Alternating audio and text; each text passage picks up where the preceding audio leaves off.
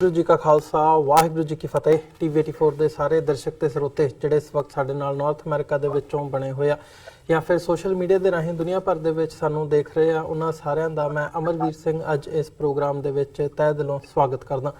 Viewers, ਜਦੋਂ ਅਸੀਂ ਅੱਜ ਗੱਲ ਕਰ ਰਹੇ ਹਾਂ ਭਾਰਤ ਤੇ ਪਾਕਿਸਤਾਨ ਦੇ ਦਰਮਿਆਨ ਜਿਹੜਾ ਇੱਕ ਅਹਿਮ ਇਸ਼ੂ ਹੈ ਕਰਤਾਰਪੁਰ ਕੋਰੀਡੋਰ, ਉਹਦੇ ਤੇ ਬੜੀ ਹੀ ਅੱਜ ਇੱਕ ਅਹਿਮ ਡਿਵੈਲਪਮੈਂਟ ਹੋਈ ਹੈ, ਜਿੱਥੇ ਭਾਰਤ ਤੇ ਪਾਕਿਸਤਾਨ ਦੀ ਮੀਟਿੰਗ ਹੋਈ ਸੀ। ਦੋ ਡੈਲੀਗੇਸ਼ਨ ਨੇ ਆਪਸ ਦੇ ਵਿੱਚ ਮਿਲਣੀ ਕੀਤੀ ਸੀ, ਜੋ ਮੀਡੀਆ ਦੇ ਵਿੱਚ ਆਇਆ ਵੀ ਉਹ ਮੀਟਿੰਗ ਬੇਸਿੱਟਾ ਰਹੀ ਹੈ।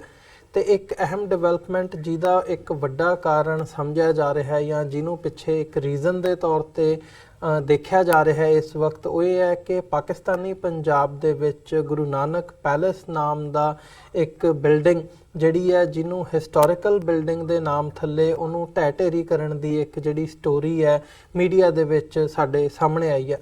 ਹਾਲਾਂਕਿ ਜਦੋਂ ਗਰਾਊਂਡ ਲੈਵਲ ਤੇ ਜਾ ਕੇ ਦੇਖਿਆ ਗਿਆ ਜਾਂ ਉੱਥੋਂ ਦੇ ਜਾਂ ਜਿਹੜੇ ਹਿਸਟੋਰੀਅਨਸ ਹੈਗੇ ਨੇ ਉਹਨਾਂ ਦੇ ਨਾਲ ਗੱਲਬਾਤ ਕੀਤੀ ਗਈ ਹੈ ਤਾਂ ਉਹਦੀ ਹਿਸਟੋਰਿਸਿਟੀ ਔਥੈਂਟਿਕੇਟ ਨਹੀਂ ਹੁੰਦੀ। ਇਹ ਗੱਲ ਨਹੀਂ ਕਹੀ ਜਾ ਸਕਦੀ ਕਿ ਉਹ ਬਿਲਡਿੰਗ ਜਿਹੜੀ ਢਹਿ ਢੇਰੀ ਕੀਤੀ ਗਈ ਹੈ ਉਹ ਕਿੰਨੀ ਕੁ ਹਿਸਟੋਰੀਕਲ ਹੈ ਜਾਂ ਗੁਰੂ ਨਾਨਕ ਸਾਹਿਬ ਦੇ ਨਾਲ ਉਹਦਾ ਮੇਲ ਜੁੜਦਾ ਹੈ ਜਾਂ ਨਹੀਂ ਜੁੜਦਾ। ਇਹਦੇ ਤੇ ਇੱਕ ਸਵਾਲੀਆ ਨਿਸ਼ਾਨ ਹੈ। ਪਰ ਜਿਸ ਹਿਸਾਬ ਨਾਲ ਇਸ ਸਟੋਰੀ ਨੂੰ ਪ੍ਰਮੋਟ ਕੀਤਾ ਗਿਆ, ਪ੍ਰੋਪੇਗੇਟ ਕੀਤਾ ਗਿਆ ਜਾਂ ਜਿਵੇਂ ਮੀਡੀਆ ਦੇ ਵਿੱਚ ਆਇਆ, ਇਹ ਬੜਾ ਵੱਡਾ ਇੱਕ ਸਵਾਲ ਉੱਭਰ ਕੇ ਸਾਡੇ ਸਾਹਮਣੇ ਆਉਂਦਾ ਹੈ ਕਿ ਕੀ ਗੁਰੂ ਨਾਨਕ ਸਾਹਿਬ ਦੀ ਨਾਲ ਸੰਬੰਧਿਤ ਇੱਕ ਜਿਹੜੀ ਬਿਲਡਿੰਗ ਹੈ, 3-4 ਸਟੋਰੀ ਬਿਲਡਿੰਗ ਹੈ, ਉਹ ਢਹਿ ਢੇਰੀ ਕੀਤੀ ਗਈ ਹੈ ਪਾਕਿਸਤਾਨੀ ਪੰਜਾਬ ਦੇ ਵਿੱਚ, ਉਹਨੂੰ ਨੁਕਸਾਨ ਪਹੁੰਚਾਇਆ ਗਿਆ। ਇਹਦੇ ਤੇ ਪਾਕਿਸਤਾਨੀ ਗਵਰਨਮੈਂਟ ਨੇ ਵੀ ਰਿਸਪੌਂਡ ਕੀਤਾ, ਪਰ ਇਹਦੀ ਰਿਐਲਿਟੀ ਕੀ ਹੈ, ਗਰਾਊਂਡ ਰਿਐਲਿਟੀ ਕੀ ਹੈ, ਕੀ ਉਹ ਸੱਚਮੁੱਚ ਗੁਰੂ ਨਾਨਕ ਸਾਹਿਬ ਦੇ ਨਾਲ ਸੰਬੰਧਿਤ ਬਿਲਡਿੰਗ ਹੈ ਜਿਵੇਂ ਕਿ ਮੀਡੀਆ ਦੇ ਵਿੱਚ ਸਾਡੇ ਸਾਹਮਣੇ ਆਇਆ। ਇਸ ਬਾਬਤ ਅੱਜ ਅਸੀਂ ਗੱਲਬਾਤ ਕਰਾਂਗੇ। ਸਾਡੇ ਨਾਲ ਪਾਕਿਸਤਾਨੀ ਗੁਰਦੁਆਰਾ ਪ੍ਰਬੰਧਕ ਕਮੇਟੀ ਦੇ ਨਾਲ ਨੇੜਲੇ ਤੌਰ ਤੇ ਰਾਬਤਾ ਰੱਖਣ ਵਾਲੇ ਤੇ ਉੱਥੋਂ ਦੇ ਗੁਰਦੁਆਰਾ ਸਾਹਿਬਾਨਾਂ ਨੂੰ ਸਿੱਖ ਸੰਗਤਾਂ ਦੇ ਲਈ ਖੋਲ੍ਹਣ ਦੇ ਵਿੱਚ ਜਿਨ੍ਹਾਂ ਨੇ ਬਾਹਰਲੇ ਸਿੱਖਾਂ ਨੇ ਯੋਗਦਾਨ ਪਾਇਆ, ਉਹਨਾਂ ਵਿੱਚੋਂ ਇੱਕ ਡਾਕਟਰ ਪ੍ਰਿਤਪਾਲ ਸਿੰਘ ਜਿਹੜੇ ਕਿ ਕੋਆਰਡੀਨੇਟਰ ਨੇ ਅਮਰੀਕਨ ਗੁਰਦੁਆਰਾ ਪ੍ਰਬੰਧਕ ਕਮੇਟੀ ਦੇ, ਸਾਡੇ ਨਾਲ ਇਸ ਵਕਤ ਜੁੜੇ ਨੇ ਕੈਲੀਫੋਰਨੀਆ ਤੋਂ। ਉਹਨਾਂ ਨਾਲ ਅਸੀਂ ਇਸ ਬਾਰੇ ਡਿਟੇਲ ਦੇ ਵਿੱਚ ਜਿਹੜੀ ਹੈ ਵਿਚਾਰ ਚਰਚਾ ਕਰਾਂਗੇ। ਡਾਕਟਰ ਸਾਹਿਬ, ਤੁਹਾਡਾ ਸਵਾਗਤ ਹੈ ਜੀ। ਵਾਹਿਗੁਰੂ ਜੀ ਕਾ ਖਾਲਸਾ ਵਾਹਿਗੁਰੂ ਜੀ ਕੀ ਫਤਿਹ। ਡਾਕਟਰ ਸਾਹਿਬ, ਮੈਂ ਸ਼ੁਰੂਆਤੀ ਦੌਰ ਦੇ ਵਿੱਚ ਜਿੱਥੇ ਇਹ ਮੀਡੀਆ ਦੇ ਵਿੱਚ ਆਇਆ, ਸਿੱਖ ਸੰਗਤਾਂ ਦੇ ਵਿੱਚ ਜਿਵੇਂ ਹੁੰਦਾ ਕੋਈ ਵੀ ਚੀਜ਼ ਤੁਹਾਡੀ ਇਤਿਹਾਸਕਤਾ ਦੇ ਨਾਲ ਜੋੜ ਕੇ ਤੁਹਾਡੇ ਸਾਹਮਣੇ ਜੋ ਖਬਰਾਂ ਆਈਆਂ ਨੇ, ਇੱਕ ਗੁੱਸੇ ਦਾ ਵੀ ਆਲਮ ਹੁੰਦਾ, ਇੱਕ ਨਾਰਾਜ਼ਗੀ ਦਾ ਵੀ ਆਲਮ ਹੁੰਦਾ। ਇਹ ਦੋਵੇਂ ਪਾਸਿਓਂ ਜਿੱਥੇ ਸਿੱਖ ਸੰਗਤਾਂ ਦੇ ਵਿੱਚ ਇਹ ਰਿਸਪੌਂਸ ਦੇਖਣ ਨੂੰ ਮਿਲ ਰਿਹਾ ਹੈ, ਪਰ ਇਹਦੀ ਔਥੈਂਟਿਸਿਟੀ ਜਾਣਨਾ ਜ਼ਰੂਰੀ ਹੈ। ਬੈਕਗਰਾਊਂਡ ਕੀ ਹੈਗੀ ਹੈ, ਜੋ ਇਹ ਗੁਰੂ ਨਾਨਕ ਪੈਲੇਸ ਜੋ ਹੈ ਇਹ ਬਿਲਡਿੰਗ ਹੈ, ਮਤਲਬ ਇਹਦੀ ਔਥੈਂਟਿਸਿਟੀ ਕੀ ਹੈ, ਕੀ ਇਹ ਗੁਰੂ ਨਾਨਕ ਸਾਹਿਬ ਦੇ ਨਾਲ ਇਹਦੀ ਹਿਸਟੋਰਿਸਿਟੀ ਜਾ ਕੇ ਜੁੜਦੀ ਹੈ, ਨਹੀਂ ਜੁੜਦੀ, ਇਹਦੇ ਡੀਟੇਲ ਦੇ ਵਿੱਚ ਗਰਾਊਂਡ ਰਿਐਲਿਟੀ ਕੀ ਹੈ ਜੀ। ਸਭ ਤੋਂ ਪਹਿਲਾਂ ਸਮੁੱਚੀਆਂ ਸੰਗਤਾਂ ਨੂੰ ਜਿਹੜੇ ਵੀ ਇਸ ਵੇਲੇ ਤੁਹਾਡੇ ਨਾਲ ਜੁੜੇ ਹੋਏ ਨੇ, ਵਾਹਿਗੁਰੂ ਜੀ ਕਾ ਖਾਲਸਾ ਵਾਹਿਗੁਰੂ ਜੀ ਕੀ ਫਤਿਹ। ਤੁਹਾਡਾ ਬੜਾ ਅੱਛਾ ਉਦਮ ਉਪਰਾਲਾ ਹੈ ਕਿ ਤੁਸੀਂ ਹਰ ਸਮੇਂ ਨਵੇਂ ਤੋਂ ਨਵੇਂ ਇਸ਼ੂ ਲੈ ਕੇ ਜਿਹੜੇ ਸੰਗਤਾਂ ਦੇ ਸਾਹਮਣੇ ਹੁੰਦੇ ਆ ਉਹਨਾਂ ਨੂੰ ਲੈ ਕੇ ਆਉਂਦੇ ਹੋ। ਤੁਹਾਡਾ ਵੀ ਤੇ ਤੁਹਾਡੇ ਅਦਾਰੇ ਦਾ ਵੀ ਬਹੁਤ ਬਹੁਤ ਧੰਨਵਾਦ। ਰਹੀ ਗੱਲ ਜਿਹੜੀ ਤੁਸੀਂ ਸਵਾਲ ਉਠਾਇਆ ਗੁਰੂ ਨਾਨਕ ਪੈਲੇਸ ਦਾ, ਮੈਂ ਇਹਦੀ ਥੋੜੀ ਜਿਹੀ ਬੈਕਗਰਾਉਂਡ 'ਚ ਜਾਣਨਾ ਚਾਹੁੰਦਾ ਕਿ ਜਦੋਂ ਹਿੰਦੁਸਤਾਨ ਪਾਕਿਸਤਾਨ ਦੀ ਵੰਡ ਹੋਈ ਆ ਤੇ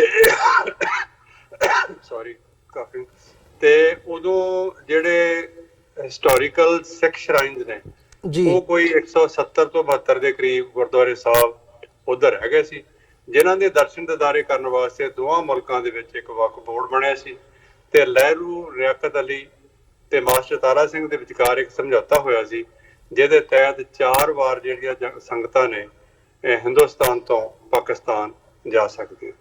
ਇਸੇ ਤਰ੍ਹਾਂ ਦੇ ਇੱਕ ਤਾਂ ਇਹ ਸਾਈਟਸ ਹੈਗੇ ਜਿਹੜੇ ਹਿਸਟੋਰੀਕਲ ਸਿੱਖ ਸਾਈਟਸ ਹੈ, ਕੁਛ ਹੈਰੀਟੇਜ ਦੇ ਵੀ ਸਿੱਖ ਸਾਈਟਸ ਹੈਗੇ ਆ, ਜਿਵੇਂ ਮਹਾਰਾਜਾ ਰਣਜੀਤ ਸਿੰਘ ਦੇ ਨਾਲ ਸੰਬੰਧਿਤ ਹੋਣ, ਜਿਹੜੇ ਕਿ ਉਹਨਾਂ ਦੀ ਹਵੇਲੀ ਹੋਵੇ ਗੁਜਰਾਂਵਾਲੇ। ਲਾਹੌਰ ਦੇ ਵਿੱਚ ਮਹਾਰਾਜਾ ਸ਼ੇਰ ਸਿੰਘ ਦਾ ਜਾਂ ਜਿਹੜੀਆਂ ਹੋਰ ਜਿਹੜੇ ਪ੍ਰੋਮੀਨੈਂਟ ਸਿੱਖ ਹੋਏ ਆ ਉਹਨਾਂ ਦੇ ਵੀ ਸਾਈਟਸ ਹੈਗੇ ਆ ਜਿਹੜੇ ਕਿ ਹੈਰੀਟੇਜ ਦੇ ਥੱਲੇ ਆਉਂਦੇ ਆ। ਰਹੀ ਗੱਲ ਇਸ ਭਵਨ ਦੀ, ਗੁਰੂ ਨਾਨਕ ਮਹਿਲ ਦੀ, ਇਸ ਨਾਂ ਦਾ ਕੋਈ ਵੀ ਜਿਹੜਾ ਸਾਈਟ ਹੈਗਾ ਉਹ ਨਾ ਤਾਂ ਸ਼ਰਾਈਨ ਦੇ ਥੱਲੇ ਆਉਂਦਾ ਤੇ ਨਾ ਹੀ ਹੈਰੀਟੇਜ ਦੇ ਥੱਲੇ ਆਉਂਦਾ।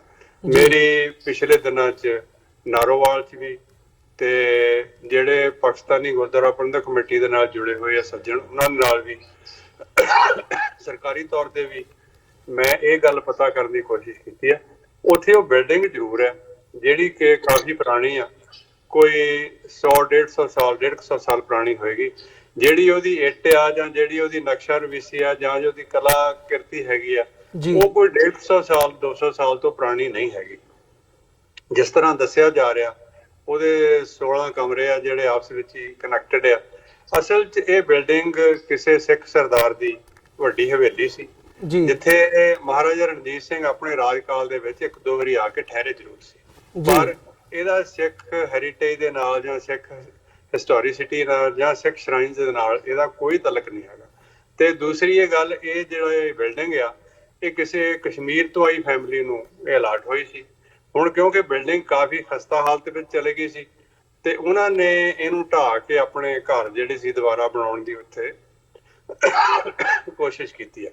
ਸੋ ਜਦੋਂ ਉਹਨਾਂ ਨੇ ਇਹ ਕੋਸ਼ਿਸ਼ ਕੀਤੀ, ਕਿਸੇ ਨੇ ਜਾਂ ਤਾਂ ਸ਼ਿਕਾਇਤ ਕੀਤੀ ਆ ਜਾਂ ਕਿਸ ਤਰ੍ਹਾਂ ਹੋਇਆ, ਤੇ ਜਿਹੜੀਆਂ ਅਥਾਰਟੀ ਸੀਗੀਆਂ ਉਹ ਇੱਕਦਮ ਹਰਕਤ ਵਿੱਚ ਆਈਆਂ, ਕਿਉਂਕਿ ਇਹਦੇ ਨਾਲ ਹੱਲਾ ਗੁੱਲਾ ਬਹੁਤ ਹੋਇਆ। ਤੇ ਵਕਫ ਬੋਰਡ ਦੇ ਅਧਿਕਾਰੀਆਂ ਨੇ ਵੀ, ਡਿਸਟ੍ਰਿਕਟ ਬੋਰਡ ਦੇ ਅਧਿਕਾਰੀਆਂ ਨੇ ਵੀ ਉਹਦਾ ਜਾ ਕੇ ਬਕਾਇਦਾ ਮੁਆਇਨਾ ਕੀਤਾ। ਉਹਨਾਂ ਨੂੰ ਆਪਣੇ ਰਿਕਾਰਡ ਦੇ ਵਿੱਚੋਂ ਕੋਈ ਰਿਕਾਰਡ ਇਦਾਂ ਦਾ ਨਹੀਂ ਮਿਲਿਆ ਜਿਹਦੇ ਤੋਂ ਇਹ ਸਾਬਤ ਹੁੰਦਾ ਹੋਵੇ ਕਿ ਇਹ ਬਿਲਡਿੰਗ ਜਿਹੜੀ ਹਿਸਟੋਰਿਕ ਬਿਲਡਿੰਗ ਆ ਜਾਂ ਇਹ ਸ਼ਰਾਈਨ ਦੇ ਨਾਲ ਇਹਦਾ ਕੋਈ ਤਲਕ ਆ। ਕਿਉਂਕਿ ਜਿਹੜਾ ਰਿਕਾਰਡ ਹੈ ਉਹ ਇੱਕ ਜਗ੍ਹਾ ਨਹੀਂ, ਡਿਸਟ੍ਰਿਕਟ ਲੈਵਲ ਤੇ ਫਿਰ ਵੱਡੇ ਲੈਵਲ ਤੇ ਸਟੇਟ ਲੈਵਲ ਤੇ ਸਾਰੀ ਜਗ੍ਹਾ ਇੱਕ ਇੱਕ ਕਾਪੀ ਉਹਦੀ ਰਿਕਾਰਡ ਦੀ ਹੁੰਦੀ ਹੈ। ਸੋ ਉਹ ਸਾਰਾ ਚੈੱਕ ਕਰਾਉਣ ਤੋਂ ਬਾਅਦ ਵੀ ਇਹਦੀ ਕੋਈ ਜਿਹੜੀ ਹੈਗੀ ਆ ਉਹ ਸਾਹਮਣੇ ਚੀਜ਼ ਨਹੀਂ ਆਈ। ਪਰ ਫਿਰ ਵੀ ਅਹਤਿਆਤ ਦੇ ਤੌਰ ਤੇ ਜਿਹੜੇ ਉੱਥੋਂ ਦੇ ਡਿਪਟੀ ਕਮਿਸ਼ਨਰ ਆ ਉਹਨਾਂ ਨੇ ਜਿਹੜੀ ਉਹਨੂੰ ਸਾਈਟ ਨੂੰ ਲੌਕ ਕਰ ਦਿੱਤਾ ਤੇ ਲੱਗਦਾ ਜਾਂ ਕੱਲ ਜਾਂ ਪਰਸੋਂ ਤਾਈਂ ਦੁਬਾਰਾ ਉਹ ਖੋਲ ਕੇ ਉਸ ਫੈਮਿਲੀ ਨੂੰ ਹੈਂਡਓਵਰ ਕਰ ਦੇਣਗੇ ਜਿਹਨਾਂ ਦੀ ਉਹ ਸਾਈਟ ਹੈ। ਹੁਣ ਦੇਖਣ ਵਾਲੀ ਗੱਲ ਹੈ ਕਿ ਇਹ ਕੀ ਹੋਇਆ ਕੀ ਜੀ। ਅਸਲ 'ਚ ਜੇ ਤੁਹਾਨੂੰ ਯਾਦ ਹੋਵੇ, ਜਦੋਂ ਵੀ ਕੋਰੀਡੋਰ ਨੂੰ ਖੋਲਣ ਦੀ ਉਹਦੇ ਤੇ ਕੋਈ ਵੀ ਡਿਵੈਲਪਮੈਂਟ ਹੁੰਦੀ ਆ, ਦੇਸ਼ ਵਿਦੇਸ਼ ਵਿੱਚ ਬੈਠੇ ਉਹ ਲੋਕ ਜਾਂ ਉਹ ਜਥੇਬੰਦੀਆਂ ਜਿਹੜੀਆਂ ਚਾਹੁੰਦੀਆਂ ਨਹੀਂ ਹੈਗੀਆਂ ਕਿ ਕੋਰੀਡੋਰ ਦਾ ਕੋਈ ਮਸਲਾ ਹੱਲ ਹੋ ਜਾਏ ਜਾਂ ਕੋਰੀਡੋਰ ਖੁੱਲ ਜਾਏ, ਉਹ ਇਸ ਤਰ੍ਹਾਂ ਦੀਆਂ ਕੋਈ ਨਾ ਕੋਈ ਜਿਹੜੀਆਂ ਚੀਜ਼ਾਂ ਹੈਗੀਆਂ ਉਹ ਸਾਹਮਣੇ ਲਿਆ ਕੇ ਉਹ ਸੰਗਤਾਂ ਨੂੰ ਗੁੰਮਰਾਹ ਕਰਨ ਦੀ ਕੋਸ਼ਿਸ਼ ਕਰਦੀ। ਮੈਂ ਸੰਗਤਾਂ ਨੂੰ ਵੀ ਇਹ ਬੇਨਤੀ ਕਰਨੀ ਚਾਹੁੰਦਾ, ਆਪਣੀ ਕਮੇਟੀ ਵੱਲੋਂ ਵੀ, ਨਿੱਜੀ ਤੌਰ ਤੇ ਵੀ, ਕਿ ਜਦੋਂ ਵੀ ਕੋਈ ਅਜਿਹੀ ਸਿਚੁਏਸ਼ਨ ਆਉਂਦੀ ਆ, ਜਦੋਂ ਵੀ ਤੁਹਾਨੂੰ ਕੋਈ ਇਸ ਤਰ੍ਹਾਂ ਦੀ ਗੱਲ ਦਾ ਪਤਾ ਲੱਗਦਾ, ਤੁਸੀਂ ਬਿਨਾਂ ਉਹਦੀ ਤਹਿਕੀਕਾਤ ਕੀਤਿਆਂ, ਬਿਨਾਂ ਇਨਕੁਆਇਰੀ ਕੀਤਿਆਂ ਜਜ਼ਬਾਤੀ ਹੋ ਕੇ, ਜਜ਼ਬਾਤਾਂ ਦੀ ਰੌਂ ਵਿੱਚ ਭੜਕ ਕੇ ਕੋਈ ਬਿਆਨ ਨਾ ਦਿਆ ਕਰੋ। ਇਹਦੇ ਨਾਲ ਮਤਲਬ ਮੈਂ ਪਿਛਲੇ ਦਿਨਾਂ 'ਚ ਦੇਖ ਰਿਹਾ ਸੀਗਾ ਜਿਹੜੀਆਂ ਇਹਦੇ ਤੇ ਜੇ ਕਾਮੈਂਟਸ ਆਏ ਆ ਜਾਂ ਜਿਹੜੀਆਂ ਖਬਰਾਂ ਆਈਆਂ, ਬਹੁਤ ਹੀ ਬੇਹੂਦਾ ਕਿਸਮ ਦੇ ਲੋਕਾਂ ਨੇ ਕਾਮੈਂਟ ਕੀਤੇ ਆ, ਜਿਹਦੇ ਵਿੱਚ ਪਾਕਿਸਤਾਨ ਦੀ ਸਰਕਾਰ ਨੂੰ, ਉੱਥੋਂ ਦੇ ਜਿਹੜੀ AGPC ਨੂੰ ਬਹੁਤ ਬੁਰੀ ਤਰ੍ਹਾਂ ਦੇ ਮਾੜੇ ਕਾਮੈਂਟ ਉਹਨਾਂ ਨੇ ਦਿੱਤੇ ਆ। ਇਹਦੇ ਨਾਲ ਦੋ ਤਿੰਨ ਤਰ੍ਹਾਂ ਦਾ ਜਿਹੜਾ ਖਲਾ ਪੈਦਾ ਹੁੰਦਾ, ਆਪਸ ਵਿੱਚ ਹੀ ਟਕਰਾਅ ਪੈਦਾ ਹੁੰਦਾ। ਇੱਕ ਤਾਂ ਮੈਂ ਸਮਝਦਾ ਵੀ ਜਿਹੜੀ ਜਿਸ ਬੰਦੇ ਨੇ ਵੀ, ਜਿਨ੍ਹਾਂ ਨੇ ਵੀ ਇਹ ਲੋਕਾਂ ਨੇ ਸ਼ਰਾਰਤ ਕੀਤੀ ਆ, ਉਹ ਸ਼ਰਾਰਤ ਕਰਨ ਵਿੱਚ ਕਾਫੀ ਕਾਮਯਾਬ ਰਹੇ ਆ। ਕਾਰਨ ਇਹਦਾ ਇਹ ਆ ਕਿ ਅਸੀਂ ਇਹ ਚਾਹੁੰਦੇ ਹਾਂ ਕਿ ਸਿੱਖਾਂ ਵਿੱਚ ਔਰ ਮੁਸਲਮਾਨਾਂ ਵਿੱਚ ਜਿਹੜੀ ਬੜੀ ਦੇਰ ਤੋਂ ਬਾਅਦ ਇੱਕ ਰਾਬਤਾ ਬਣਿਆ, ਇੱਕ ਪਿਆਰ ਮੁਹੱਬਤ ਦਾ ਜਿਹੜੀ ਜਗ੍ਹਾ ਬਣੀ ਆ, ਉਹ ਜਿਹੜੇ ਸ਼ਰਾਰਤੀ ਲੋਕ ਆ ਉਹਨਾਂ ਨੂੰ ਖਰਾਬ ਕਰਨਾ ਚਾਹੁੰਦੇ ਆ। ਦੂਸਰੀ ਗੱਲ ਇਹ ਆ ਕਿ ਪਾਕਿਸਤਾਨ ਦੀ ਸਰਕਾਰ ਇੱਕ ਇਸ ਵੇਲੇ ਉਹ ਕਦੀ ਸਮਾਂ ਸੀ ਕਿ ਉਹਨਾਂ ਦਾ ਜਿਹੜਾ ਕਰੰਸੀ ਆ ਉਹ ਅਮਰੀਕਾ ਦਾ ਵੀ ਮੁਕਾਬਲਾ ਕਰਦੀ ਸੀ, ਜਾਂ ਹਿੰਦੁਸਤਾਨ ਦੇ ਆਲਮੋਸਟ ਪਿਛਲੇ 25 ਸਾਲ ਤੋਂ ਪਹਿਲਾਂ ਹਿੰਦੁਸਤਾਨ ਦੀ ਕਰੰਸੀ ਦੇ ਨਾਲ ਆਲਮੋਸਟ ਉਹ ਬਰਾਬਰ ਸੀ। ਪਰ ਅੱਜ ਸਿਚੁਏਸ਼ਨ ਇਹ ਆ ਕਿ ਜਿਹੜੀ ਪਾਕਿਸਤਾਨ ਦਾ ਜਿਹੜੀ ਹੈਗੀ ਆ ਇਕਨੋਮਿਕ ਸਿਚੁਏਸ਼ਨ ਹੈ ਉਹ ਬਹੁਤ ਥੱਲੇ ਆ। ਪਰ ਇੰਨਾ ਹੋਣ ਦੇ ਬਾਵਜੂਦ ਵੀ ਉਹਨਾਂ ਨੇ ਸਿੱਖਾਂ ਦੀਆਂ ਭਾਵਨਾਵਾਂ ਦੀ ਕਦਰ ਕਰਦੇ ਹੋਏ, ਸਿੱਖ ਜਿਹੜਾ ਸੈਂਟੀਮੈਂਟ ਹੈ ਉਹਨੂੰ ਸਾਹਮਣੇ ਰੱਖਦੇ ਹੋਏ, 70 ਸਾਲ ਤੋਂ ਜਿਹੜੀ ਇੱਕ ਸਾਡੀ ਪੈਂਡਿੰਗ ਮੰਗ ਸੀ, ਜਿਹੜੀ ਕਿ ਸਿੱਖ ਹਿਰਦਿਆਂ ਨੂੰ ਬੜਾ ਜਿਸ ਨੇ ਉਤਸ਼ਾਹ ਦਿੱਤਾ, ਉਹਨੂੰ ਉਹਨਾਂ ਨੇ ਪੂਰਾ ਕੀਤਾ। ਔਰ ਲਗਭਗ 5 ਅਰਬ ਰੁਪਈਆ ਖਰਚ ਕੇ ਉਹ ਗੁਰਦੁਆਰਾ ਸਾਹਿਬ ਤੋਂ ਲੈ ਕੇ ਜ਼ੀਰੋ ਲਾਈਨ ਤਾਈਂ ਕੋਰੀਡੋਰ ਦਾ ਮਤਲਬ ਨਿਰਮਾਣ ਕਰ ਰਿਹਾ, ਜਿਹਦੇ ਵਿੱਚ ਪੁਲ ਵੀ ਬਣਨੇ ਆ, ਜਿਹਦੇ ਵਿੱਚ ਜਿਹੜੀ ਜੁਆਇੰਟ ਚੈੱਕ ਪੋਸਟ ਹੈ ਉਹ ਵੀ ਬਣਨੀ ਆ, ਔਰ ਗੁਰਦੁਆਰਾ ਸਾਹਿਬ ਦੇ ਆਲੇ ਦੁਆਲੇ ਜਿਹੜੀ ਰੱਖ ਰਖਾਵ ਵਾਸਤੇ ਜਾਂ ਜਿਹੜੀ ਡਿਵੈਲਪਮੈਂਟ ਜਿਹੜੀ ਉਹ ਕਰ ਰਿਹਾ, ਇਹ ਬੇਮਿਸਾਲ ਕਿਸਮ ਦੀ ਡਿਵੈਲਪਮੈਂਟ ਆ। ਮੈਂ ਜਿੱਥੇ ਅਸੀਂ ਇਹਨਾਂ ਲੋਕਾਂ ਨੂੰ ਤਾੜਨਾ ਕਰਦੇ ਹਾਂ ਕਿ ਅਜਿਹੇ ਜਿਹੜੇ ਅਨਸਰ ਆ ਉਹ ਅਜਿਹੀਆਂ ਹਰਕਤਾਂ ਤੋਂ ਬਾਜ਼ ਆਉਣ ਕਿ ਸਿੱਖਾਂ ਵਿੱਚ ਔਰ ਮੁਸਲਮਾਨਾਂ ਵਿੱਚ ਜਾਂ ਮਨੁੱਖਤਾ ਦੇ ਵਿੱਚ ਜਿਹੜਾ ਇੱਕ ਸਾਂਝ ਦੀ ਲਹਿਰ ਚੱਲੀ ਆ ਉਸ ਨੂੰ ਇਹ ਖਰਾਬ ਨਾ ਕਰ।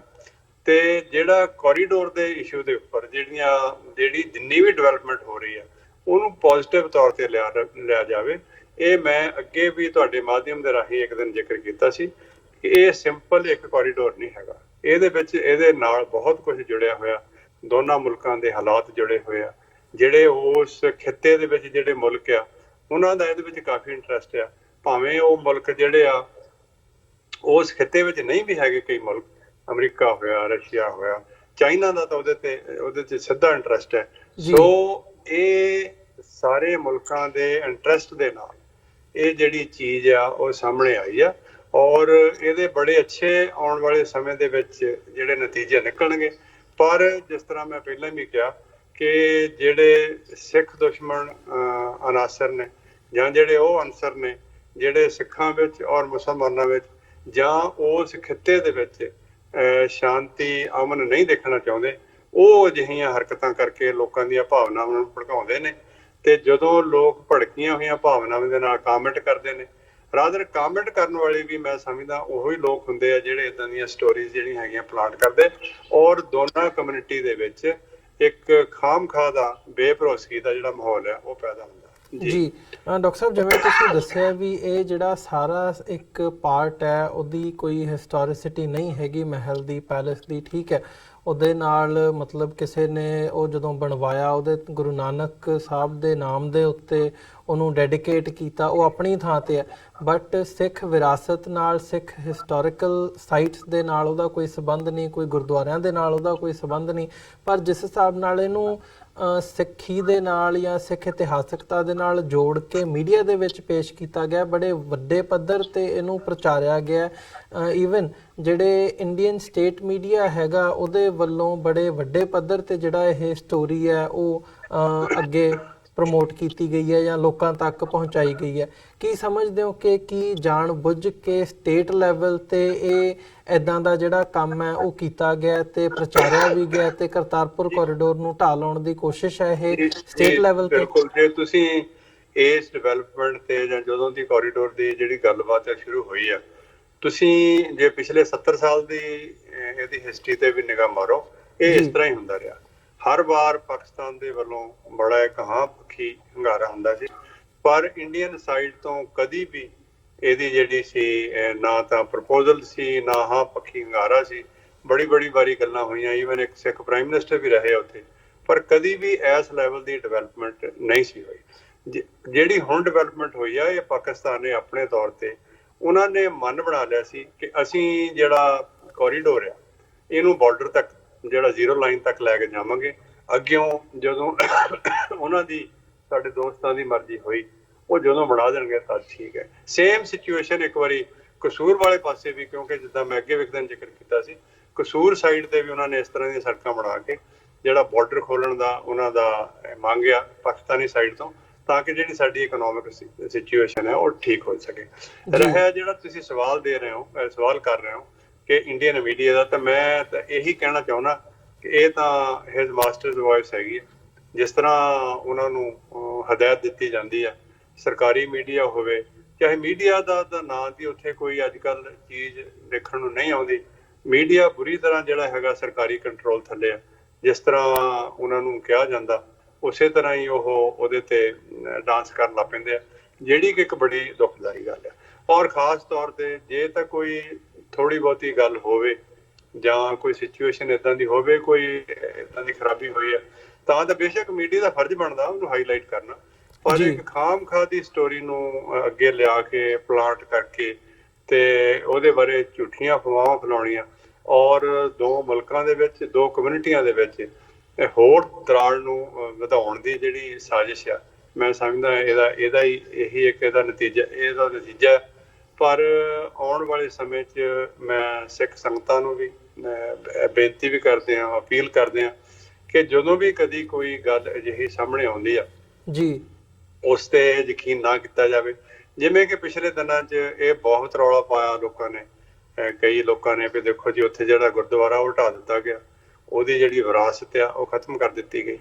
ਮੈਂ ਤੇ ਇਹੀ ਹਮੇਸ਼ਾ ਬੇਨਤੀ ਕਰਦਾ ਹੁੰਦਾ ਕਿ ਜਿੰਨੀ ਦੇਰ ਤੱਕ ਤੁਸੀਂ ਗਰਾਊਂਡ ਰਿਐਲਿਟੀ ਨਹੀਂ ਦੇਖਦੇ, ਜਿਹੜੇ ਲੋਕ ਉੱਥੇ ਗਏ ਨੇ ਉਹਨਾਂ ਨੂੰ ਪਤਾ ਵੀ ਉਹਦੀ ਜਿਹੜੀ ਗੁਰਦੁਆਰਾ ਸਾਹਿਬ ਦੀ ਸਿਚੁਏਸ਼ਨ ਕੀ ਆ, ਕਿੰਨੀ ਜਗ੍ਹਾ, ਕਿੱਦਾਂ ਦੀ ਇਮਾਰਤ ਆ, ਔਰ ਕਿਤੇ ਵੀ ਇੱਕ ਇੱਟ ਵੀ ਜਿਹੜੀ ਆ ਉਸ ਇਮਾਰਤ ਦੀ ਨਹੀਂ ਹਿਲਾਈ ਗਈ। ਗੁਰਦੁਆਰਾ ਸਾਹਿਬ ਦੀ ਬਿਲਡਿੰਗ ਉਸੇ ਤਰ੍ਹਾਂ ਦੀ ਇੰਟੈਕਟ ਹੈ ਔਰ ਕਿਸੇ ਨੇ ਉਹਨੂੰ ਛੇੜਿਆ ਨਹੀਂ ਹੈ। ਹਾਂ ਠੀਕ ਹੈ, ਆਲੇ ਦੁਆਲੇ ਜਿਹੜੀ ਡਿਵੈਲਪਮੈਂਟ ਹੋਣੀ ਆ ਉਹ ਵੀ ਜਿਹੜੀ ਉਹ ਸਿੱਖ ਆਸ਼ੇ ਦੇ ਅਨੁਸਾਰ ਹੀ ਕਰ ਰਹੀ ਹੈ।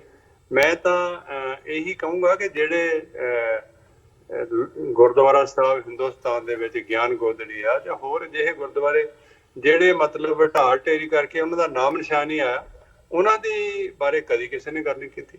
ਉਹਨਾਂ ਦੇ ਬਾਰੇ ਕਾਮੈਂਟ ਕਿਉਂ ਨਹੀਂ ਲੋਕ ਕਰਦੇ ਜਿਹੜੇ ਪਾਕਿਸਤਾਨ ਦੀ ਸਰਕਾਰ ਦੇ ਉੱਪਰ ਖਾਮ-ਖਾ ਤੰਦ ਕੱਸਦੇ ਆ। ਸੋ ਅਜਿਹੀਆਂ ਗੱਲਾਂ ਨੂੰ ਵੀ ਸਾਹਮਣੇ ਲਿਆਉਣਾ ਚਾਹੀਦਾ ਜਿੱਥੇ ਵਾਕਿਆ ਹੀ ਨੁਕਸਾਨ ਹੋਇਆ ਹੋਵੇ, ਪਰ ਇੱਕ ਨਿੱਕੀ ਜੀ ਗੱਲ ਨੂੰ ਉੱਪਰ ਲਿਆ ਕੇ, ਜਿਵੇਂ ਤੁਸੀਂ ਗੁਰੂ ਨਾਨਕ ਮਹਿਲ ਦੀ ਗੱਲ ਕੀਤੀ, ਜੇ ਤੁਹਾਨੂੰ ਯਾਦ ਹੋਵੇ ਪਿੰਡਾਂ ਦੇ ਵਿੱਚ ਆਪਣੇ ਘਰਾਂ ਦੇ ਲੋਕ ਪਿਆਰ ਦੇ ਨਾਲ ਕੋਈ ਗੁਰੂ ਨਾਨਕ ਭਵਨ ਲਿਖ ਲੈਂਦਾ ਸੀ, ਕੋਈ ਸਤਿਗੁਰੂ ਨਿਵਾਸ ਲਿਖ ਲੈਂਦਾ ਸੀ। ਸੋ ਇਹ ਵੀ ਇੱਕ ਇਸੇ ਤਰ੍ਹਾਂ ਦੀ ਬਹੁਤ ਵੱਡੀ ਹਵੇਲੀ ਹੈ ਕਿਸੇ ਸਿੱਖ ਸਰਦਾਰ ਦੀ। ਔਰ ਤੁਸੀਂ ਜੇ ਪਾਕਿਸਤਾਨ ਦੇ ਵਿੱਚ, ਮੈਂ ਉਹਨਾਂ ਪਿੰਡਾਂ ਵਿੱਚ ਵੀ, ਪਾਕਿਸਤਾਨ ਦੀ ਪੰਜਾਬ ਦੇ ਵਿੱਚ ਵੀ ਦੂਰ ਦਰਾਡੇ ਤੱਕ ਵੀ ਟਰੈਵਲ ਕੀਤਾ, ਕਾਫੀ ਜਿੱਥੇ ਸਿੱਖ ਸਰਦਾਰ ਜਾਂ ਸਿੱਖ ਬਸੋਂ ਸੀਗੀ ਉੱਥੇ ਬਹੁਤ ਵੱਡੇ ਵੱਡੇ ਹਵੇਲੀਆਂ ਜਿਹੜੀਆਂ ਕਿ ਉਸ ਵੇਲੇ ਦਾ ਕਰਵਾਏ ਸੀ ਉਹ ਅਜੇ ਵੀ ਮੌਜੂਦ ਨੇ। ਔਰ ਇੱਕ ਹਵੇਲੀ ਦੇ ਵਿੱਚ ਕਈਆਂ ਹਵੇਲੀਆਂ ਤਾਂ 25-25, 30-30 ਪਰਿਵਾਰ ਵੀ ਜਿਹੜੇ ਵਸੇ ਹੋਏ ਨੇ। ਸੋ ਇਹ ਉਸੇ ਹੀ ਤਰ੍ਹਾਂ ਦੀ ਇੱਕ ਹਵੇਲੀ ਲੱਗਦੀ ਆ। ਆਉਣ ਵਾਲੇ ਦਿਨਾਂ 'ਚ ਸਾਰਾ ਜਿਹੜਾ ਨਕਸ਼ਾ ਆ ਵੀ ਕਿਹਨੇ ਬਣਾਈ ਆ, ਕਿਹਨੂੰ ਅਲਾਟ ਹੋਈ ਆ, ਜਾਂ ਉਹਦੀ ਕੀ ਸਿਚੁਏਸ਼ਨ ਸੀ, 1-2 ਦਿਨਾਂ 'ਚ ਗੱਲ ਕਲੀਅਰ ਹੋ ਜਾਏਗੀ। ਪਰ ਇੱਕ ਗੱਲ ਸਰਟਨ ਆ ਵੀ ਇਹ ਜਿਹੜੀ ਹਵੇਲੀ ਆ ਇਹਦਾ ਸਿੱਖ ਹਿਸਟੋਰੀਸਿਟੀ ਦੇ ਨਾਲ, ਸਿੱਖ ਸ਼ਰਾਈਨ ਦੇ ਨਾਲ ਜਾਂ ਸਿੱਖ ਹੈਰੀਟੇਜ ਦੇ ਨਾਲ ਕੋਈ ਤਾਲੁਕ ਨਹੀਂ ਹੈਗਾ। ਜੀ ਬਿਲਕੁਲ ਡਾਕਟਰ ਸਾਹਿਬ, ਜਿਵੇਂ ਤੁਸੀਂ ਇਹ ਕਲੈਰਿਟੀ ਤੱਥਾਂ ਦੇ ਆਧਾਰ ਤੇ ਦਿੱਤੀ ਹੈ ਵੀ ਇਹਦਾ ਨਹੀਂ ਕੋਈ ਸਿੱਖ ਹਿਸਟੋਰੀਸਿਟੀ ਦੇ ਨਾਲ ਕੋਈ ਨਾਤਾ, ਜਿਹੜੀ ਬਿਲਡਿੰਗ, ਜਿਹੜਾ ਮਹਿਲ ਢਾਹਿਆ ਗਿਆ ਹੈ ਜਾਂ ਜਿਹਨੂੰ ਖੁਰਦ-ਬੁਰਦ ਕੀਤਾ ਗਿਆ। ਪਰ ਇੱਕ ਤੁਸੀਂ ਬੜਾ ਚੰਗਾ ਕੰਪੈਰੀਜ਼ਨ ਕੀਤਾ ਇੱਧਰਲੇ ਪਾਸੇ ਵੀ, ਜਿੱਥੇ ਗੁਰਦੁਆਰਾ ਗਿਆਨ ਗੋਦੜੀ ਦੀ ਸਾਡੇ ਸਾਹਮਣੇ ਐਗਜ਼ਾਮਪਲ ਹੋਵੇ ਹਰਿਦੁਆਰ ਦੇ ਵਿੱਚ, ਕਿਵੇਂ 1984 ਦੇ ਵਿੱਚ ਉਹ ਢਹਿ ਢੇਰੀ ਕੀਤਾ ਗਿਆ, ਉੱਥੇ ਅੱਜ ਸਰਕਾਰੀ ਦਫ਼ਤਰ ਬਣਿਆ ਹੋਇਆ, ਉਹਦੀ ਕੋਈ ਗੱਲ ਨਹੀਂ ਕਰਦਾ। ਥੋੜੇ ਸਿੱਖ ਹੁੰਦੇ ਆ ਜਿਹੜੇ ਜਥਾ ਲੈ ਕੇ ਉੱਥੇ ਜਾਣ ਦੀ ਕੋਸ਼ਿਸ਼ ਕਰਦੇ ਆ, ਗੁਰੂ ਨਾਨਕ ਸਾਹਿਬ ਦੇ ਪ੍ਰਕਾਸ਼ ਦਿਹਾੜੇ ਮੌਕੇ ਉਹਨਾਂ ਨੂੰ ਗ੍ਰਿਫਤਾਰ ਕਰ ਲਿਆ ਜਾਂਦਾ ਹੈ। ਗੁਰਦੁਆਰਾ ਡੋਂਗਮਾਰ ਦੀ ਸਾਡੇ ਸਾਹਮਣੇ ਹੈਗੀ ਹੈ ਐਗਜ਼ਾਮਪਲ ਸਿੱਕਿਮ ਦੇ ਵਿੱਚ, ਕਿ ਕਿਵੇਂ ਜਿਹੜੀ ਸਾਡੀ ਹਿਸਟੋਰੀਸਿਟੀ ਇੱਧਰ ਇੰਡੀਆ ਦੇ ਵਿੱਚ ਡਿਸਟਰੋਏ ਕੀਤੀ ਜਾ ਰਹੀ ਹੈ, ਉਹਦੇ ਬਾਬਤ ਕੋਈ ਨਹੀਂ ਗੱਲ ਕਰਦਾ, ਤੇ ਜਿਹੜੀ ਪਾਕਿਸਤਾਨ ਦੇ ਵਿੱਚ ਕੋਈ ਗੱਲ ਵੀ ਨਹੀਂ ਹੁੰਦੀ, ਤੇ ਬਿਨਾਂ ਗੱਲ ਤੋਂ ਜਿਹੜੀ ਇਹ ਇੱਕ ਫੇਕ ਨਿਊਜ਼ ਮੈਂ ਕਹੂੰਗਾ ਜਿਹੜੀ ਕ੍ਰੀਏਟ ਕੀਤੀ ਗਈ ਹੈ, ਜਿਹਨੂੰ ਪ੍ਰਮੋਟ ਕੀਤਾ ਗਿਆ ਤੇ ਆਪਸੀ ਸਾਂਝ ਨੂੰ ਢਾਹ ਲਾਉਣ ਦੀ ਕੋਸ਼ਿਸ਼ ਕੀਤੀ ਗਈ ਹੈ, ਜਿਹੜੀ ਖਾਸ ਤੌਰ ਤੇ ਕਰਤਾਰਪੁਰ ਕੋਰੀਡੋਰ ਤੋਂ ਬਾਅਦ ਬਿਲਡ ਹੋਈ ਹੈ। ਸੋ ਇਹਦੇ ਵਿੱਚ ਇੱਕ ਕੰਪੋਨੈਂਟ ਹੈ ਸਾਡੇ ਲੋਕਾਂ ਦਾ, ਸਿੱਖਾਂ ਦਾ, ਜਿਨ੍ਹਾਂ ਨੇ ਬਿਨਾਂ ਤੱਥਾਂ ਨੂੰ ਦੇਖਿਆ ਜਾਂ ਬਿਨਾਂ ਗਰਾਊਂਡ ਲੈਵਲ ਦੀ ਰਿਐਲਿਟੀ ਨੂੰ ਦੇਖਿਆ ਇਹਦੇ ਤੇ ਰਿਐਕਟ ਕੀਤਾ। ਤੁਸੀਂ ਵੀ ਜਿਵੇਂ ਦੱਸਿਆ ਵੀ ਪਾਕਿਸਤਾਨ ਦੇ ਜਿਹੜੇ ਅਧਿਕਾਰੀ ਹੈਗੇ ਆ, ਜਾਂ ਈਵਨ ਪਾਕਿਸਤਾਨ ਨੂੰ ਇਨ ਜਨਰਲ ਕਿਹਾ ਜਾਵੇ, ਇਸ ਦੇ ਵਿੱਚ ਕਟਹਿਰੇ ਦੇ ਵਿੱਚ ਖੜਾ ਕੀਤਾ ਤੇ ਮੰਦੀ ਸ਼ਬਦਾਵਲੀ ਵੀ ਬੋਲੀ ਹੈ। ਸੋ ਉਹਨਾਂ ਲਈ ਜਾਂ ਆਪਣੇ ਲੋਕਾਂ ਲਈ ਕੀ ਕਹਿਣਾ ਚਾਹੋਗੇ ਇਸ ਵਕਤ ਜੋ ਇਸ ਸਿਚੁਏਸ਼ਨ ਨੂੰ ਦੇਖਦੇ ਆ ਜਾਂ ਐਨਾਲਾਈਜ਼ ਕਰਦੇ ਆ ਜਾਂ ਜਿਹਦੇ ਤੇ ਰਿਐਕਟ ਕਰਦੇ ਆ ਇੱਕਦਮ? ਮੈਂ ਜਿਵੇਂ ਪਹਿਲਾਂ ਵੀ ਕਿਹਾ ਕਿ ਕੋਈ ਵੀ ਜਦੋਂ ਨਿਊਜ਼ ਤੁਹਾਡੇ ਸਾਹਮਣੇ ਆਉਂਦੀ ਆ, ਇਹ ਜ਼ਰੂਰੀ ਨਹੀਂ ਹੈ ਕਿ ਹਰ ਵਾਰੀ ਜਿਹੜੀ ਨਿਊਜ਼ ਆ ਉਹ ਫੇਕ ਹੋਵੇ। ਜਿਵੇਂ ਜੇ ਆਪਾਂ ਬਿਲਕੁਲ ਤੱਥਾਂ ਦੇ ਆਧਾਰ ਤੇ ਗੱਲ ਕਰੀਏ ਤਾਂ ਜਿਹੜੇ ਪਾਕਿਸਤਾਨ ਦੇ ਗੁਰੂ ਘਰ ਅੱਜ ਵੀ 172 ਦੇ ਨੇ, ਉਹ ਸਾਰੇ ਦੇ ਸਾਰੇ ਚੰਗੀ ਹਾਲਤ ਵਿੱਚ ਨਹੀਂ ਹੈਗੇ, ਪਰ ਉਹਨਾਂ ਦਾ ਜਿਹੜਾ ਚੰਗੀ ਹਾਲਤ ਵਿੱਚ ਨਾ ਹੋਣਾ ਉਹਦੇ ਲਈ ਅਸੀਂ ਜ਼ਿੰਮੇਵਾਰ ਹਾਂ ਕਿ ਅਸੀਂ ਉਹਨਾਂ ਦਾ, ਉਹ ਜਦੋਂ ਵਸਦੇ ਰਸਦੇ ਉਹ ਜਗ੍ਹਾ ਸੀਗੀਆਂ, ਜਦੋਂ ਉਹਨਾਂ ਬਾਰੇ ਕੋਈ ਫੈਸਲਾ ਕਰਨ ਦੀ ਘੜੀ ਆਈ ਸੀ, ਅਸੀਂ ਉਹ ਜਗ੍ਹਾ ਹੀ ਛੱਡ ਕੇ ਆ ਗਏ।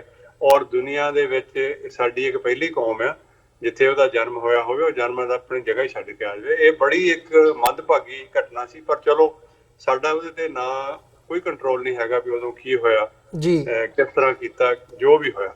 ਪਰ ਹੁਣ ਮੈਂ ਬੇਨਤੀ ਕਰਾਂਗਾ ਕਿ ਬਜਾਏ ਇਸ ਦੇ ਕਿ ਜਿਹੜੀਆਂ ਝੂਠੀਆਂ ਖਬਰਾਂ ਜਾਂ ਸ਼ਰਾਰਤੀ ਅੰਦਾਜ਼ ਦੇ ਵਿੱਚ ਪੇਸ਼ ਕੀਤੀਆਂ ਗਈਆਂ ਜਿਹੜੀਆਂ ਇਹੋ ਜਿਹੀਆਂ ਖਬਰਾਂ ਆ, ਉਹਨਾਂ ਤੇ ਪੂਰੀ ਨਜ਼ਰ ਰੱਖੀ ਜਾਵੇ, ਉਹਨਾਂ ਦੀ ਤਹਿਕੀਕਾਤ ਕਰਨ ਤੋਂ ਬਿਨਾਂ ਕੋਈ ਸਟੇਟਮੈਂਟ ਨਾ ਦਿੱਤੀ ਜਾਵੇ। ਔਰ ਜਦ ਕਿ ਉੱਥੇ ਇੱਕ ਬਕਾਇਦਾ ਅਦਾਰੇ ਉੱਥੇ ਬਣੇ ਹੋਏ ਨੇ, ਪਾਕਿਸਤਾਨ ਗੁਰਦੁਆਰਾ ਪ੍ਰਬੰਧਕ ਕਮੇਟੀ ਆ, ਉੱਥੋਂ ਦੀ ਸਰਕਾਰ ਆ, ਔਰ ਉੱਥੋਂ ਦੇ ਜਿਹੜੇ ਵਕਫ ਬੋਰਡ ਆ, ਤੁਸੀਂ ਕਿਸੇ ਨੂੰ ਵੀ ਕਮ ਸੇ ਕਮ ਪੁੱਛ ਤਾਂ ਸਕਦੇ ਹੋ ਨਾ, ਬਜਾਏ ਇਹਦੇ ਕਿ ਅਖਬਾਰਾਂ ਦੇ ਵਿੱਚ ਗੱਲ ਛਾਲਣ ਦੇ। ਸੋ ਸਿੱਖ ਸੰਗਤਾਂ ਨੂੰ ਤਾਂ ਅਜਿਹਾ ਹੀ ਕਰਨਾ ਚਾਹੀਦਾ। ਬਾਕੀ ਸ਼ਰਾਰਤੀ ਅਨਸਰਾਂ ਦਾ ਤਾਂ ਅਸੀਂ ਕੋਈ ਇਲਾਜ ਨਹੀਂ ਕਰ ਸਕਦੇ, ਪਰ ਉਹਨਾਂ ਨੂੰ ਚੇਤਾਵਨੀ ਦੇ ਸਕਦੇ ਹਾਂ ਕਿ ਤੁਸੀਂ ਇਹੋ ਜਿਹੀਆਂ ਹਰਕਤਾਂ ਤੋਂ ਬਾਜ਼ ਆਵੋ। ਔਰ ਅਸੀਂ ਆਪਣੀਆਂ ਸੰਗਤਾਂ ਨੂੰ, ਪਿਆਰੇ ਗੁਰਸਿੱਖਾਂ ਨੂੰ ਇਹੀ ਕਹਿ ਸਕਦੇ ਹਾਂ ਕਿ ਕਿਸੇ ਵੀ ਅਜਿਹੀ ਘਟਨਾ ਤੇ ਰਿਐਕਟ ਕਰਨ ਤੋਂ ਪਹਿਲਾਂ ਜ਼ਰੂਰ ਉਸ ਘਟਨਾ ਦੀ ਜਾਂਚ ਕਰ ਲੈਣੀ ਚਾਹੀਦੀ ਹੈ ਕਿ ਇਹਦੇ ਵਿੱਚ ਤੱਥ ਕਿੰਨੇ ਨੇ, ਸੱਚਾਈ ਕੀ ਆ ਜਾਂ ਅਸਲੀਅਤ ਕੀ ਆ। ਸੋ ਮੈਂ ਸਮਝਦਾ ਆਉਣ ਵਾਲੇ ਸਮੇਂ ਦੇ ਵਿੱਚ ਜਿੱਥੇ ਆਪਾਂ 550 ਸਾਲਾ ਜਿਹੜਾ ਹੈਗਾ ਪਹਿਲੇ ਪਾਤਸ਼ਾਹ ਦਾ ਜਿਹੜਾ ਆਗਮਨ ਪੁਰਬ ਆ ਉਹ ਮਨਾ ਰਹੇ ਆ, ਜਿੱਥੇ ਕਿ ਪਾਕਿਸਤਾਨ ਦੀ ਸਰਕਾਰ ਨੇ ਇੱਕ ਯੂਨੀਵਰਸਿਟੀ ਜਿਹੜੀ ਉਹਨਾਂ ਨੇ ਪਹਿਲਾਂ ਐਲਾਨ ਕੀਤੀ ਹੋਈ ਆ ਉਹਨੂੰ ਖੋਲਣ ਦਾ ਆਪਣਾ ਤਈਆ ਕੀਤਾ ਹੋਇਆ। ਔਰ ਨਨਕਾਣਾ ਸਾਹਿਬ ਦੇ ਗੁਰਦੁਆਰਾ ਸਾਹਿਬ ਦੀ ਬੜੇ ਵੱਡੇ ਪੱਧਰ ਤੇ ਉਹ ਵੀ ਜਿਹੜੀ ਹੈਗੀ ਆ ਰੈਨੋਵੇਸ਼ਨ ਚੱਲ ਰਹੀ ਆ। ਕਰਤਾਰਪੁਰ ਸਾਹਿਬ ਦਾ ਜਿਹੜਾ ਕੋਰੀਡੋਰ ਆ ਉਹਨੂੰ ਮਤਲਬ ਖੋਲਣ ਦੇ ਉਹ ਯਤਨਾਂ ਦੇ ਵਿੱਚ ਨੇ। ਮੈਂ ਸਮਝਦਾ ਜਿਹੜੀਆਂ ਇਹ ਜਿਹੀਆਂ ਜਿਸ ਤਰ੍ਹਾਂ ਜਿਹੜੀਆਂ ਵੀ ਕੋਸ਼ਿਸ਼ਾਂ ਹੁੰਦੀਆਂ, ਜਿਵੇਂ ਕਿ ਮੈਂ ਪਹਿਲਾਂ ਵੀ ਕਿਹਾ ਕਿ ਚੱਲ ਰਹੇ ਜਿਹੜੇ ਡਿਵੈਲਪਮੈਂਟ ਦੇ ਕੰਮ ਨੇ ਜਾਂ ਚੱਲ ਰਹੇ ਜਿਹੜੇ ਕੰਮ ਆ ਉਹਨਾਂ ਨੂੰ ਕਿਸੇ ਨਾ ਕਿਸੇ ਢੰਗ ਨਾਲ ਰੋਕਣ ਦੀ ਇਹ ਇੱਕ ਸਾਜ਼ਿਸ਼ ਹੁੰਦੀ ਹੈ, ਔਰ ਸੰਗਤਾਂ ਨੂੰ ਅਜਿਹੀਆਂ ਸਾਜ਼ਿਸ਼ਾਂ ਤੋਂ ਪਾਸੇ ਰਹਿਣਾ ਚਾਹੀਦਾ। ਜੀ ਬਿਲਕੁਲ ਡਾਕਟਰ ਸਾਹਿਬ, ਤੁਹਾਡਾ ਬਹੁਤ ਬਹੁਤ ਧੰਨਵਾਦ। ਤੁਸੀਂ ਆਪਣਾ ਸਮਾਂ ਕੱਢਿਆ ਤੇ ਸਾਡੇ ਨਾਲ ਇਸ ਸਾਰੇ ਇਸ਼ੂ ਦੇ ਉੱਤੇ ਵਿਚਾਰਾਂ ਦੀ ਸਾਂਝ ਪਾਈ ਹੈ। ਸੋ ਅੱਜ ਦੇ ਸ਼ੋਅ ਦੇ ਵਿੱਚ ਇੱਥੇ ਹੀ ਇਜਾਜ਼ਤ ਚਾਹਾਂਗੇ ਜੀ। ਬਹੁਤ ਬਹੁਤ ਧੰਨਵਾਦ। ਫਤਿਹ ਦੀ ਸਾਂਝ ਪਾਈਏ। ਵਾਹਿਗੁਰੂ ਜੀ ਕਾ ਖਾਲਸਾ, ਵਾਹਿਗੁਰੂ ਜੀ ਕਾ ਖਾਲਸਾ, ਵਾਹਿਗੁਰੂ ਜੀ ਕੀ ਫਤਿਹ ਜੀ। ਵਿਊਅਰਸ, ਇਹ ਸਨ ਡਾਕਟਰ ਪ੍ਰਿਤਪਾਲ ਸਿੰਘ, ਅਮਰੀਕਨ ਗੁਰਦੁਆਰਾ ਪ੍ਰਬੰਧਕ ਕਮੇਟੀ ਦੇ ਕੋਆਰਡੀਨੇਟਰ, ਜਿਨ੍ਹਾਂ ਨੇ ਵਿਸਥਾਰ ਦੇ ਨਾਲ ਤੱਥਾਂ ਦੇ ਆਧਾਰ ਤੇ ਇਹ ਗੱਲ ਸਾਹਮਣੇ ਲੈ ਕੇ ਆਂਦੀ ਹੈ ਕਿ ਜਿਹੜਾ ਇਹ ਸਾਰਾ ਇਸ਼ੂ ਆਇਆ ਕਿ ਪਾਕਿਸਤਾਨ ਦੇ ਵਿੱਚ ਗੁਰੂ ਨਾਨਕ ਪੈਲੇਸ ਜਿਹੜਾ ਹੈ ਇੱਕ ਹਿਸਟੋਰਿਕ ਥਾਂ ਜੋ ਸਿੱਖਾਂ ਦੀ ਹੈ ਉਹਨੂੰ ਢਹਿ ਢੇਰੀ ਕਰ ਦਿੱਤਾ ਗਿਆ। ਇੱਕ ਆਪਸੀ ਕੜਵਾਹਟ ਦਾ ਜਿਹੜਾ ਮਾਹੌਲ ਪੈਦਾ ਹੋਇਆ, ਇਹ ਗੱਲ ਕੁਝ ਵੀ ਨਹੀਂ ਹੈਗੀ। ਉਹਦੀ ਉਸ ਥਾਂ ਦੀ, ਉਸ ਮਹਿਲ ਦੀ, ਉਸ ਨਿਵਾਸ ਦੀ, ਉਸ ਪੈਲੇਸ ਦੀ ਸਿੱਖ ਹਿਸਟੋਰਿਸਿਟੀ ਦੇ ਨਾਲ, ਗੁਰਦੁਆਰਾ ਸਾਹਿਬਾਨਾਂ ਦੇ ਨਾਲ ਜਾਂ ਹੈਰੀਟੇਜ ਦੇ ਨਾਲ ਉਹਦਾ ਕੋਈ ਵੀ ਸੰਬੰਧ ਨਹੀਂ ਹੈ। ਸੋ ਜਿੱਥੇ ਇਹ ਗੱਲ ਸਾਡੇ ਸਾਹਮਣੇ ਆ, ਇੱਥੇ ਮੀਡੀਆ ਦਾ ਕੀ ਰੋਲ ਰਿਹਾ ਹੈ, ਇੱਥੇ ਆਪਸ ਦੇ ਵਿੱਚ ਜੋ ਸਿੱਖਾਂ ਦੀ ਤੇ ਮੁਸਲਮਾਨਾਂ ਦੀ, ਪਾਕਿਸਤਾਨ ਦੀ ਤੇ ਦੋਵੇਂ ਪੰਜਾਬਾਂ ਦੀ ਜਿਹੜੀ ਆਪਸੀ ਸਾਂਝ ਹੈ ਉਹਨੂੰ ਕਿਹਨੇ ਢਾਹ ਲਾਉਣ ਦੀ ਕੋਸ਼ਿਸ਼ ਕੀਤੀ ਹੈ, ਜਾਂ ਕਿਹੜੇ ਉਹ ਸ਼ਰਾਰਤੀ ਅਨਸਰ ਨੇ ਜਿਨ੍ਹਾਂ ਵੱਲੋਂ ਇਹ ਸ਼ੁਰੂਆਤੀ ਦੌਰ ਦੇ ਵਿੱਚ ਇਹ ਸਟੋਰੀ ਕੱਢੀ ਗਈ ਤੇ ਇਹਨੂੰ ਇਸ ਹਿਸਾਬ ਨਾਲ ਪ੍ਰਮੋਟ ਕੀਤਾ ਗਿਆ। ਇਹ ਇੱਕ ਸਵਾਲ ਹੈ ਜਿਹਦੇ ਤੇ ਸਾਨੂੰ ਗੌਰ ਕਰਨ ਦੀ ਲੋੜ ਹੈ। ਸੋ ਇਹਨਾਂ ਹੀ ਸ਼ਬਦਾਂ ਦੇ ਨਾਲ ਅਸੀਂ ਅੱਜ ਦੇ ਸ਼ੋਅ ਦੇ ਵਿੱਚ ਇੱਥੇ ਤੁਹਾਡੇ ਕੋਲੋਂ ਇਜਾਜ਼ਤ ਚਾਹਾਂਗੇ। ਬਹੁਤ ਬਹੁਤ ਧੰਨਵਾਦ। ਦੁਬਾਰਾ ਫਿਰ ਕੱਲ੍ਹ ਨੂੰ ਤੁਹਾਡੇ ਨਾਲ ਮੁਲਾਕਾਤ ਹੋਵੇਗੀ। ਵਾਹਿਗੁਰੂ ਜੀ ਕਾ ਖਾਲਸਾ, ਵਾਹਿਗੁਰੂ ਜੀ ਕੀ ਫਤਿਹ।